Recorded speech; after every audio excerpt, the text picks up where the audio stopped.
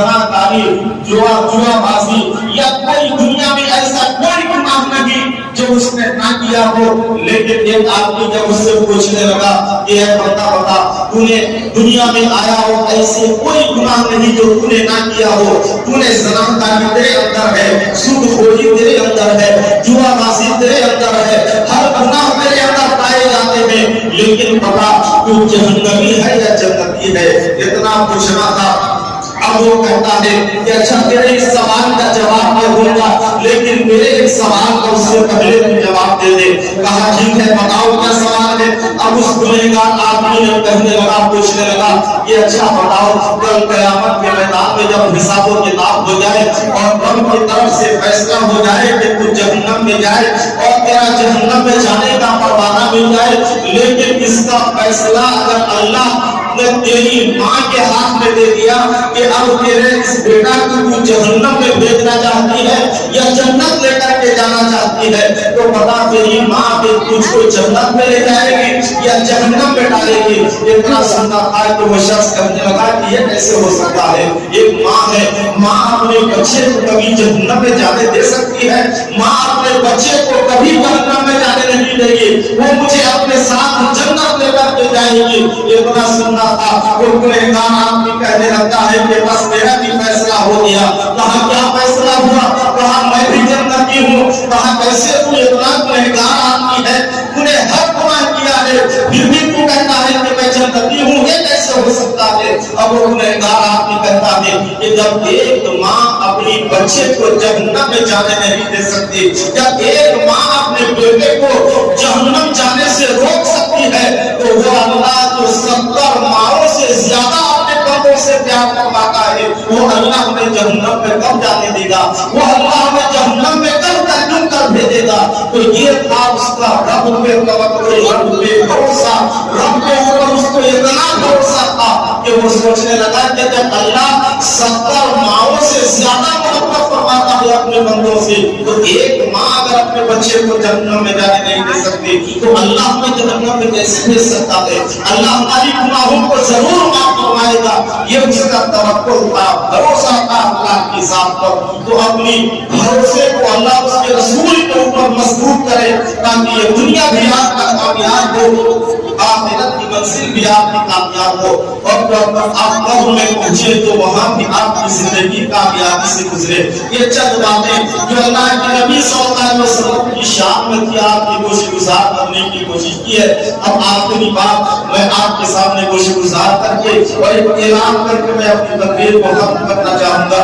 ایک بات آپ سن لیں مسلمانوں، ہماری اور آپ کی جو کمائی ہے، میں نے اس سے پہلے بھی آپ کو بتائی تھی کہ ہماری کمائی کا ہر حصہ کسی نہ کسی کے حصے میں ہے. یہ مت سمجھے کہ آپ نے 10,000 20,000 50,000 مہینہ کمایا تو یہ پورا پیسہ آپ کا ہے، پورا آپ کا نہیں. اس میں غریبوں کا بھی حق ہے، یتیموں کا بھی حق ہے، بیواؤں کا حق ہے، اس میں مساجد کے حق ہے، مدارس کے حق ہے، اس میں تمام نیک کاموں کے حق اس میں موجود ہے جو اللہ نے آپ کو آپ کے رزق کے ساتھ ملا کر کے دیا ہے. اگر اسے آپ نے اپنی کھاتے میں جمع کر لیا لیکن اسے خرچ نہیں کیا تو یہ بہت بڑا وبال جان بن سکتا ہے. اور میں آپ کو ایک واقعہ بتاؤں. ایک انسان تھا جس نے اپنی اس وطن کو چھوڑ کر کے کہیں دور جا کر کے بس گیا اور وہاں پر انہوں نے اتنی دولت کمائی، اتنی شہرت کمائی، اتنی عزت کمائی کہ تمام دنیا اس کی پاسداری کرنے لگی اور وہ اپنے وطن کو بھول گیا، اپنے ماں باپ کا جس کو تعلیم دوست و احباب سب کو بھول کر اس نے دولت کے پیچھے اپنی زندگی گزار دی. اور آخری وقت ایسا آیا کہ اللہ رب العزت نے اسے ایک ایسی بیماری عطا فرما دی کہ جس کا کوئی علاج نہیں تھا. آج جسے ہم کینسر کی بیماری کہتے ہیں، آپ اللہ رب العزت نے اسے ایسی بیماری عطا فرما دی. اور مسلمانوں وہ ایک ایسی بیماری سے جوجھ رہا تھا کہ اس کی جان، اس کی زندگی اور موت کے گھڑی تھے. اور آخرکار جب تمام ڈاکٹروں نے اسے منع کر دیا کہ اب اسے آپ اپنے گھر لے کر کے جاؤ، یہ بچ نہیں سکتا، اس کی زندگی اب ختم ہے، اسے اپنے گھر لے جاؤ، جو کھانا چاہے کھلاؤ، اسے عیش و عشرت کی زندگی عطا کرو، جب رہ کے جیے اپنے گھر میں اسے رکھو. اتنا سن کر گھر والے پریشان ہو گئے.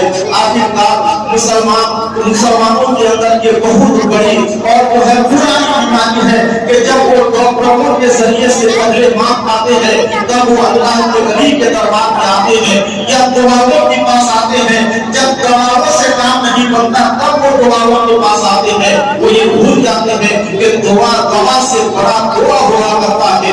अब जो है उसके घर वालों ने यही किया कि जब दवा से काम न बना तो उन्होंने उस जमाने में अल्लाह के वली रहा करते थे, उनके पास अपने उस जो बीमार शख्स अब उसे लेकर के गए और कहने लगे कि मेरा ये भाई है, ये बाप है जो बहुत बीमार है, जिसे कैंसर की बीमारी है, अब ये कभी सही नहीं हो सकते। बाबा बताए कि माता भी दुआ करें कि मौला इसकी मौत को जिंदगी में तब्दील करवा दे।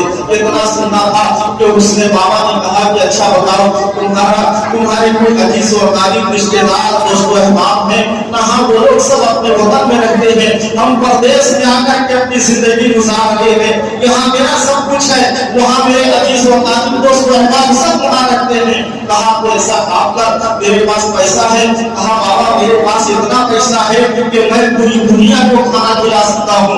इतना सुंदर था कि बस कहा तेरा काम हो गया, अब तो ऐसा कर कि फौरन अपने वतन का टिकट ले और अपने वतन को जा और अपने अजीज और कारीब दोस्तों अहबाब जो अपने रिश्तेदार हैं उनकी दावत खिला। एक महीने तक उनको पेट भर खाना खिला। मसाजिद में अपने इस हिस्से की कमाई को कुछ हिस्सा मसाजिद में दे, कुछ हिस्सा मदारिस में दे, नेक कामों में खर्च कर और अपने अजीज व कारीब दोस्त अहबाब की एक महीने तक दावत करता है।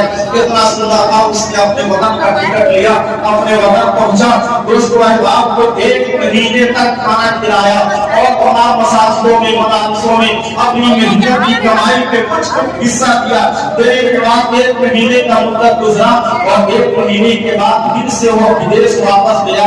जब वो प्रदेश गया और जाने के बाद डॉक्टरों के जरिए से जब जांच कराया कि अब बीमारी किस पोजीशन पे है, क्या हाल है इस बीमारी का, तो डॉक्टरों ने जब उसका रिपोर्ट दिया, रिपोर्ट करने के बाद आकर के उसके हाथों को पकड़ लिया और कहा कि बताओ तुमने इलाज कहाँ करवाया है, बताओ तुमने इलाज कहाँ किया है। अब उस आदमी ने कहा डॉक्टर इलाज की बात में बताऊंगा, पहले ये बता कि मेरी बीमारी किस पोजीशन पे है, मेरी बीमारी किस स्टेज पर है।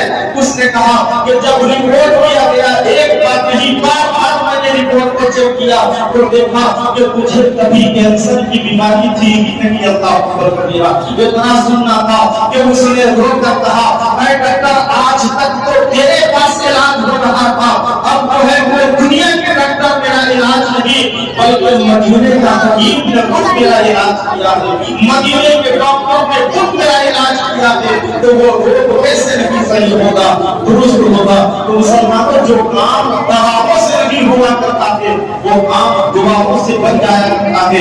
आप दुआ के तरफ आप अपने दुआओं के खातिर क्या कुछ नहीं करते, कभी इमामों के पास, कभी मौसिन के पास, कभी मौलवी के पास, कभी हाफिज के पास अपनी दुआ की दरखास्त लेकर के पहुंच जाते हैं। लेकिन मुसलमानों अपनी उस कमाई का हिस्सा आपने मस्जिदों में देने से भूल चुके, उस मदारिस में देने से भूल चुके जो आपके हिस्से में आया था। अगर आपने उस कमाई के हिस्से को मदारिस में, मसाजिद में सही मानों में अपनी जगह पे, सही जगह पे लगाया होता तो